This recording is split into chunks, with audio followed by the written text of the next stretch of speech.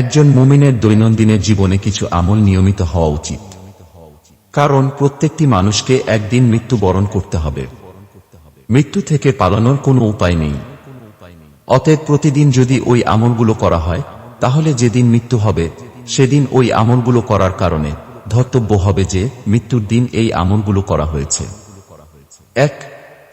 প্রত্যেক অজুর পর কালেমা শাহাদত পাঠ করুন। আশহাদু আল্লা ইলাহা ইল্লাল্লাহু ওয়াহদাহু লা শারীকা লাহু ওয়া আশহাদু আন্না মুহাম্মাদান আবদুহু ওয়া রাসূলুহু। এতে জান্নাতের ৮টি দরজার যে কোনো দরজা দিয়ে প্রবেশ করতে পারবেন। সহিহ মুসলিম। ২.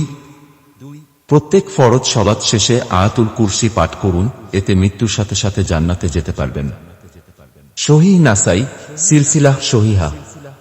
৩. প্রত্যেক ফরজ সালাত শেষে ৩৩ বার সুবহানাল্লাহ, ৩৩ বার আলহামদুলিল্লাহ, ৩৩ বার আল্লাহু আকবার এবং একবার লা ইলাহা ইল্লাল্লাহু ওয়াহদাহু লা শারীকা লাহু লাহুল মুলকু ওয়া লাহুল হামদু ওয়া হুয়া আলা কুল্লি শাইইন কাদির পাঠ করুন, এতে আপনার অতীতের সব পাপ ক্ষমা হয়ে যাবে। সহিহ মুসলিম। সেই সাথে জাহান্নাম থেকেও মুক্তি পেয়ে যাবেন, কেননা দিনে ৩০০ বার এই তাসবিহগুলো পড়লেই জাহান্নাম থেকে মুক্ত রাখা হয়, আর এভাবে ৫ ওয়াক্তে ৫০০ বার পড়া হচ্ছে। সহিহ মুসলিম মিশকাত। ৪. প্রতি রাতে সূরামূলক পাঠ করুন, এতে কবরের শাস্তি থেকে মুক্তি পেয়ে যাবেন। সহিহ নাসাই সহিহ তারগিব হাকিম সিলসিলাহ সহিহা। ৫. রাসূল সাল্লাল্লাহু আলাইহি ওয়াসাল্লামের উপর সকালে ১০ বার ও সন্ধ্যায় ১০ বার দরুদ পড়ুন, এতে আপনি নিশ্চিত রাসূল সাল্লাল্লাহু আলাইহি ওয়াসাল্লামের সুপারিশ পাবেন। তিবরানী সহিহ তারগিব। ৬.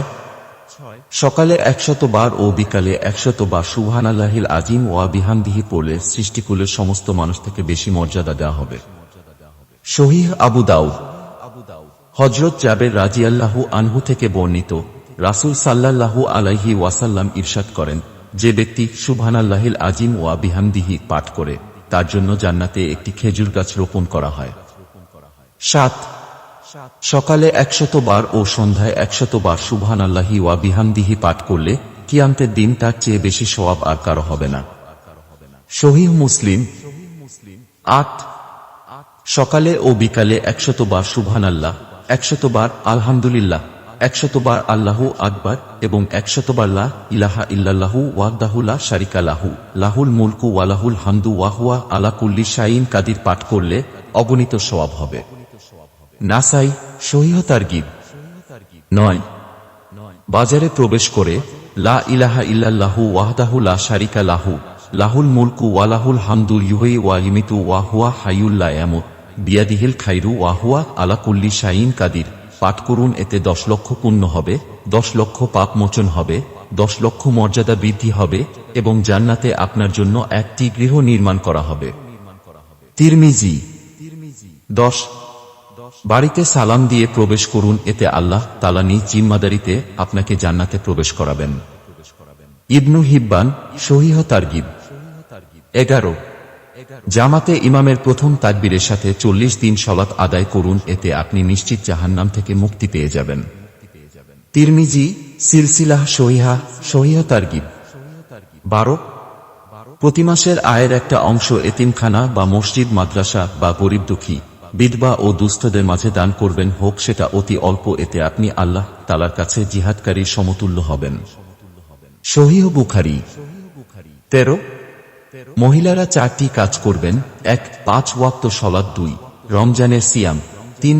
লজ্জাস্থানের হেফাজত, ৪. স্বামীর আনুগত্য করুন, এতে জান্নাতের যে কোনো দরজা দিয়ে প্রবেশ করতে পারবেন। সহিহ ইবনু হিব্বান। ১৪. মসজিদে ফজরের সালাত আদায় করে বসে দোয়া জিকির পাঠ করুন এবং সূর্য উঠে গেলে ২ রাকাত চাস্তের সালাত আদায় করুন, এতে প্রতিদিন নিশ্চিত কবুল একটি হজ্জ ও উমরার সওয়াব পাবেন। তিরমিজি তারগিব। ১৫. প্রতিটি ভালো কাজ ডান দিক দিয়ে বিসমিল্লাহ বলে শুরু করা। ১৬. ঘুম থেকে উঠে ঘুমের দোয়া পড়া। ১৭. বাথরুমে যেতে দোয়া পড়ে বাম পা দিয়ে প্রবেশ করা, বের হওয়ার সময় ডান পা দিয়ে বের হয়ে দোয়া পড়া। ১৮. অজুর পূর্বে মিসওয়াক করার অভ্যাস করা। অজুর শুরুতে এবং শেষে হাদিসে বর্ণিত দোয়া পড়া। ১৯.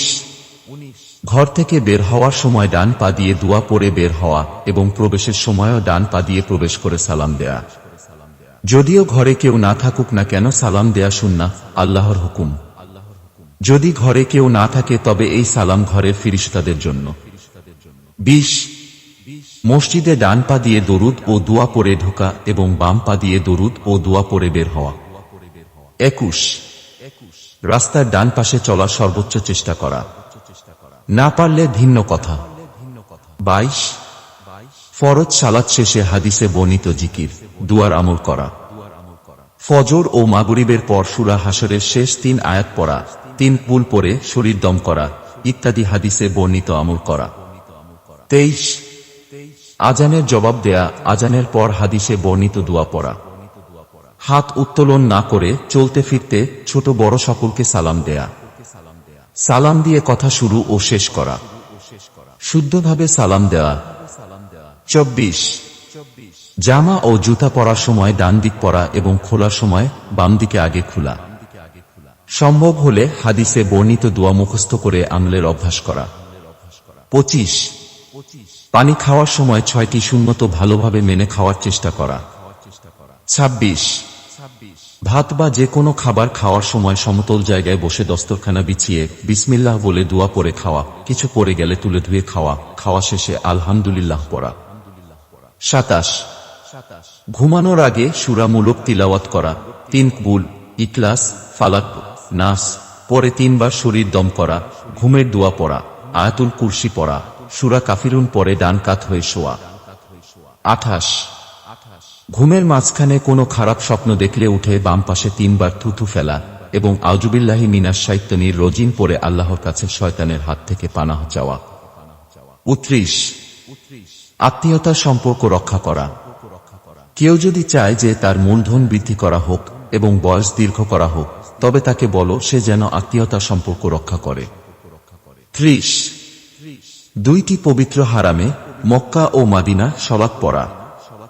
আমার এই মসজিদে সালাত পড়া অন্য কোথাও 1000 বার সালাত পড়ার চেয়েও উত্তম, শুধুমাত্র মসজিদুল হারাম ছাড়া, এবং মসজিদুল হারাম এ সালাত পড়া অন্য কোথাও 1000 বার সালাত পড়ার চেয়ে উত্তম।